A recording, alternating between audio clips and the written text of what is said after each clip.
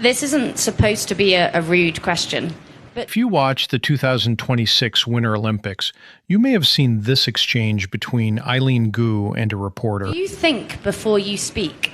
Because you answer questions so quickly and so comprehensively, whether it's about geopolitics or your sport or aerodynamics. Like, can you take us into your brain?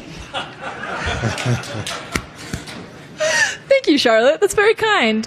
I'm an introspective young woman. Like, I spend a lot of time in my head, and it's not a bad place to be. I journal a lot. I break down all of my thought processes. I think I apply a very analytical lens to my own thinking, and I kind of modify it because it's so interesting. You can control what you think. Like, you can control how you think, and therefore you can control who you are. And especially as a young person, like I'm 22, so with neuroplasticity on my side, I can literally become exactly who I want to be. When Eileen Gu says she can control her thoughts because she has neuroplasticity on her side, what exactly does she mean? Neuroplasticity. Neuroplasticity is Neuroplasticity. Neuroplasticity. Neuroplasticity. Neuroplasticity has been a hot topic lately in the world of neuroscience. But what is neuroplasticity?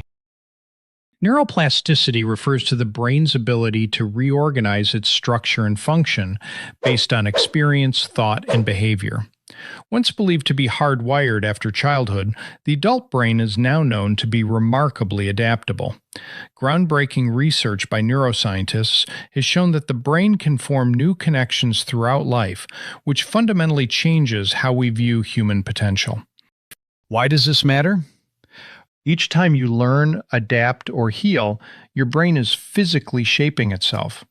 This means who you are today isn't who you have to stay tomorrow. Science shows that you have to act like you already are the person you want to be before your brain believes it. And I'll explain the neuroscience behind why. Your brain doesn't wait for things like confidence or discipline to appear first. It starts rewiring itself the moment you act as if you already have those traits. And this is called neuroplasticity. So the key takeaway is don't wait to feel ready, but act like the person you want to become. Because the more you live it, the more your brain believes it until it simply becomes who you are. There's a lot we can learn from Eileen Gu's mentality. When you intentionally focus on positive outcomes or gratitude, you aren't just feeling good, you are changing your brain's chemistry. Eileen Gu has often spoken about choosing her perspective on pressure. She views it as excitement, not a threat. When you frame a challenge positively, your brain stays in a plastic state. It's open to learning and growth.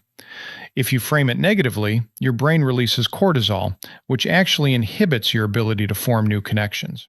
Figure skating gold medalist Alysa Liu's approach to training exemplifies neuroplasticity by deliberately embracing struggle and discomfort to forge resilience, mental agility, and growth. Anything is going to be hard. What is there to lose? Every second you're there, you're gaining something. I'm just blindly confident.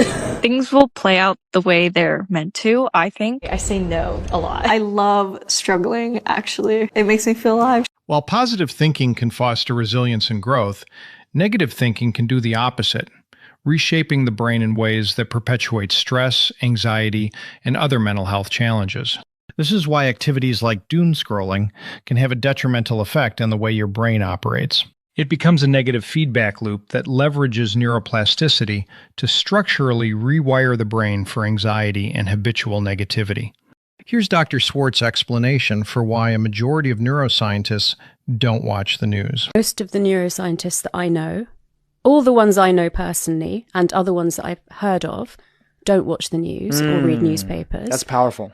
And it's not because we don't want to be informed, because obviously we do manage to stay informed in other ways of important events around the world. But if you just look at the nature of news, the proportion of it that is bad news and the impact that that has on your brain is disproportionate. You want to change your brain as an adult. Let's say you want to be less anxious. You want to learn a new language. The key thing is to bring focus to some particular perception of something that's happening during the learning process. And the reason for that is that there's a neurochemical system involving acetylcholine. And it comes from these two little nuclei down in the base of the brain called nucleus basalis. All day long, you're doing things in a reflexive way. But when you do something and you think about it very intensely, acetylcholine is released from basalis at the precise neurons that were involved in that behavior, and it marks those for change during sleep or during deep rest later. Because most people don't realize this, but neuroplasticity is triggered by intense focus, but neuroplasticity occurs during deep sleep and rest.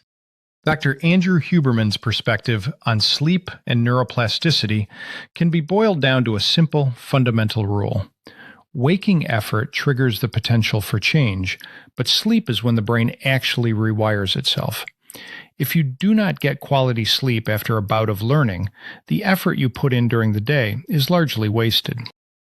According to Huberman, neuroplasticity is a two-part process. The trigger, wakefulness, intense focus and alertness, driven by neurochemicals like epinephrine and acetylcholine, mark specific neural circuits for change. This often feels like strain or agitation. The execution, sleep. The brain does not physically reorganize during the learning bout itself. Instead, the strengthening and weakening of synapses, the connections between neurons, happen during deep sleep and non-sleep deep rest, NSDR. During sleep, the brain actively sifts through the data you flagged during your waking hours. It engages in two main types of consolidation. Deep sleep, slow-wave sleep. This phase is heavily involved in motor skill learning and physical repair. It's where metabolic waste is cleared from the brain and physical neural pathways begin to cement. REM sleep, rapid eye movement. This is where the brain runs simulations, dreams. It integrates new information with existing knowledge schemes and strips away the emotional load from stressful memories. Here are the key takeaways to improve neuroplasticity. Positive mindset. There is some truth to fake it till you make it. You have to constantly repeat realistic positive thoughts, even if you don't believe them at first. Over time, your brain will begin to believe them.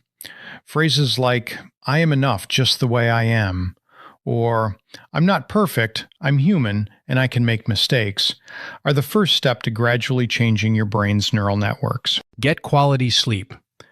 Deep sleep allows the brain to consolidate new learning and strengthen synaptic connections. Continuous learning and novelty. Engaging in mentally stimulating activities such as learning a musical instrument or a new language forces the brain to form new pathways. Aerobic exercise. Regular physical activity, walking, running, dancing, increases blood flow and boosts neurogenesis, specifically through brain-derived neurotrophic factor. Dietary habits. Consuming nutrient-dense foods, for example, healthy fats like salmon and avocado, supports brain cell health. Social connection. Maintaining strong relationships with family and friends helps keep the brain active and reduces cognitive decline. Mindfulness and meditation. Techniques like mindfulness and deep breathing exercises have been shown to positively affect the prefrontal cortex and insula. Travel and exploration. Visiting new environments, even in a different part of your city, triggers neural adaptation to unfamiliar stimuli. Stress management. High stress hinders, while mindfulness can support the flexibility needed for neuroplasticity. Here are the key our look at neuroplasticity for today. I hope this gave you some clear insights you can actually use. If you found this helpful, don't forget to like and subscribe for more videos like this one. Thanks for watching, and I'll see you in the next one.